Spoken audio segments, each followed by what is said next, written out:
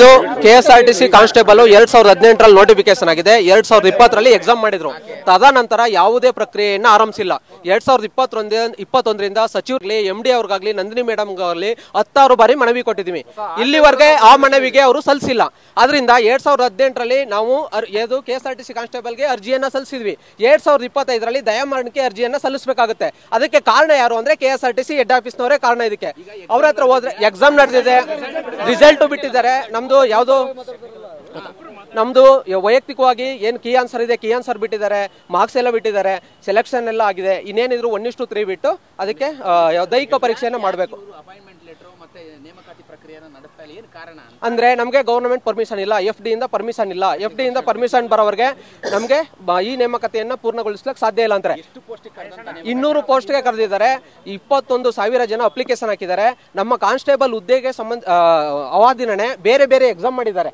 Technical assistant ಆಗಿರ್ಬೋದು, conductor ಮತ್ತು driver ಆಗಿರ್ಬೋದು, ಬೇರೆ ಬೇರೆ ಎಕ್ಸಾಮ್ ಮಾಡಿದ್ದಾರೆ. ಅವ್ರಿಗೆಲ್ಲ ಪ್ರಕ್ರಿಯೆಯನ್ನ ಪೂರ್ಣ ಮಾಡಿದ್ದಾರೆ. ಅವರು ನೇಮಕ ಆಗಿ 1-2 ವರ್ಷ ಈ ಇಲಾಖೆಯಲ್ಲಿ ಸರ್ವಿಸ್. ನನ್ನ ಬಿಸ್ನೆಸ್ಗೆ GST ನೋಟಿಸ್ ಬಂದಿದೆ, ಏನ್ ಮಾಡ್ಬೇಕು ಅಂತ ಗೊತ್ತಾಗ್ತಿಲ್ಲ. ಇಮಿಡಿಯೇಟ್ಲಿ ಒಬ್ಬ GST ಎಕ್ಸ್ಪರ್ಟ್ ಹತ್ರ ಮಾತಾಡು. ಎಲ್ಲಿ ಹುಡುಕೋದು?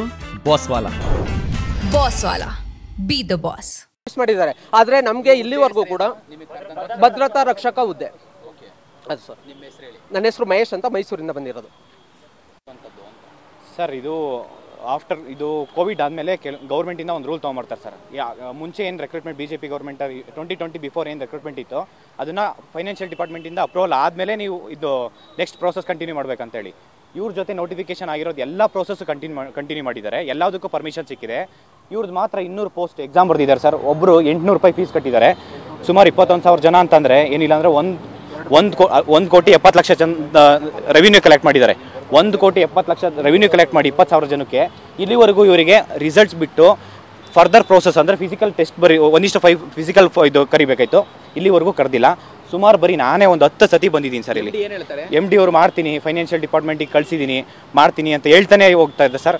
10 ಸತಿ ಇವರು ಫೈನಾನ್ಷಿಯಲ್ ಡಿಪಾರ್ಟ್ಮೆಂಟ್ಗೆ ಎಲ್ಲ ಕಡೆ ಟೇಬಲ್ ಟು ಟೇಬಲ್ಲು ನಾವು ಹೋಗ್ಬಿಟ್ಟು ಮನವಿ ಕೊಟ್ಬಿಟ್ಟು ಒಂದು ಟೇಬಲಿಂದ ಇನ್ನೊಂದು ಟೇಬಲ್ ಮೂವ್ ಮಾಡಿ ವಿಧಾನಸೌಧದಲ್ಲಿ ತುಂಬ ಸತಿ ಮಾಡಿದ್ವಿ. ಆದರೆ KSRTC MD ಇದಾರಲ್ಲ ಅನೂಪ್ ಕುಮಾರ್ ಸರ್ ಇವರು ಬೇಕು ಅಂತ ಮಾಡ್ತಿದ್ದಾರೆ ಸರ್. ಇದು 7 ವರ್ಷ ಆಗಿತ್ತು ಸರ್. ಇವರು ಎಷ್ಟೋ ಜನ ಪಾಪ ಕೋವಿಡಲ್ಲಿ ತೀರ್ಕೊಂಡಿದ್ದಾರೆ ಪಾಪ ಹುಡುಗರು ಕೂಡ.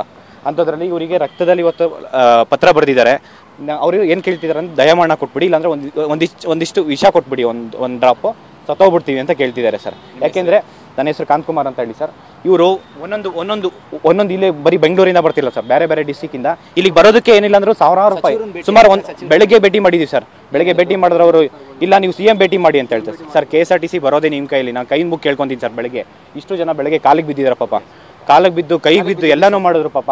ಇವರು ಪಾಪ ಅವ್ರು ಇನ್ನೂ ಏನು ಹೇಳ್ತಾರೆ, CM ಭೇಟಿ ಮಾಡಿ ಅಂತ ಹೇಳ್ತಾರೆ. ನಾನು ಇಲ್ಲಿ ನಿಮ್ಮ ಮುಖಾಂತರ ನಾನು CMಗೂ ಮನವಿ ಮಾಡ್ಕೊತೀನಿ ಸರ್. ಪಾಪ KSRTC 200 ಜನ, 1,000 ಜನದ ವೇಕೆಂಟ್ ಇದೆ ಸರ್. ಅದು